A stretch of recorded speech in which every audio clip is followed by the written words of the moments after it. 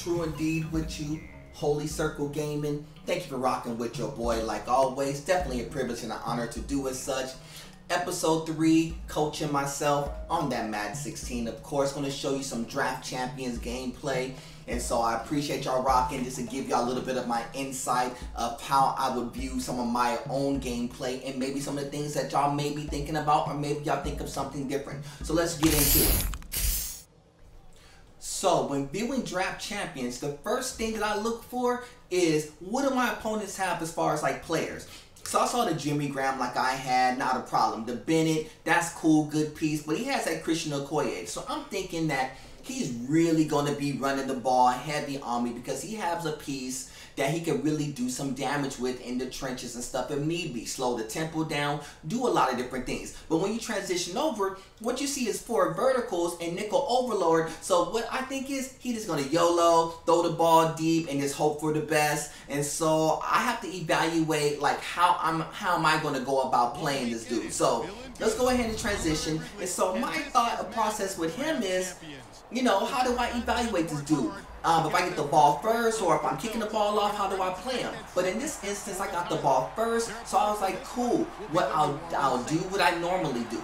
Slow down the tempo, see if I can like slow the pace down, because if he can go in the trenches and slow me down, that won't give me enough opportunity. But the most important thing to this sequence, especially when you get the ball first, is you get the ball first, you have to score to at least put yourself in position. You don't want to play from behind early on, because the earlier you play from behind, the harder it is going to be to catch up, especially if it's a guy that you really can't stop offensively.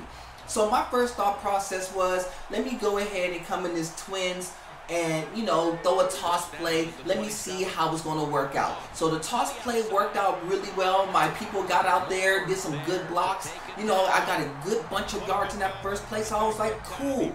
Now what do? Most people would actually run the ball again. What my thought process was, I think he's going to adjust to the run and maybe commit early to try to stop it and see what I could do in the air. And so what I was going to do is go in the air. So I set up, you know, similar look, pro style look, so give him a similar look, but I was going to throw the ball as opposed to run it. And so he was adjusting basically to run, but he jumped off sides a little bit, gave me a free 5. So I just reevaluated what I was going to do offensively. So I was like, okay, 1st and 5, let me at least play for the first down. So that was my thought process. At least if I get a first down, I could kind of mix it up on the gameplay from there. So what I did, I was kind of shifting through, trying to look for the right play, and so I went back into this. I went back into the strong pro set, went to flex, and actually just ran the same toss play again. It was successful the first time. I didn't know it was going to be successful the second time. And what happened was, if you see to the left, it's basically open space. So if my blockers get out there, and which they did, it's open space. So I'm off to the races, I made a side little step to the side, and I'm off, and it's a quick touchdown. Now, it was beautiful that I got that touchdown, because that's the most important thing. Get some points on the board, put a lot of pressure on your opponent to actually perform and actually accelerate the tempo to try to get that 7 back to get it to even standing.